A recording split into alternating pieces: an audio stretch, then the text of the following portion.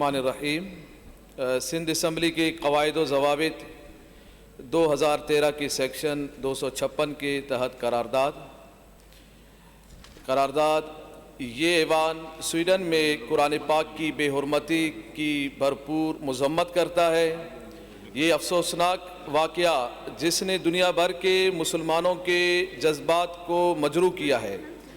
یہ مضمون عمل مغرب میں پھیلے ہوئے اسلام دشمنی کی طرف اشارہ ہے۔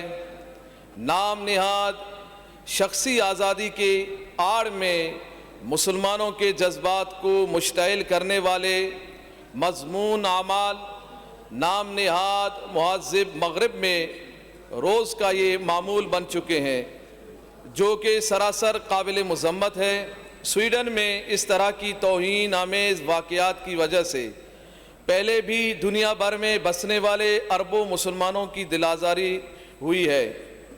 ہم سندھ اسمبلی کے اس معزز ایوان کی توسط سے وفاقی حکومت سے مطالبہ کرتے ہیں کہ فی الفور پاکستان میں سویڈن کے سفارت خانے کو تالا لگایا جائے۔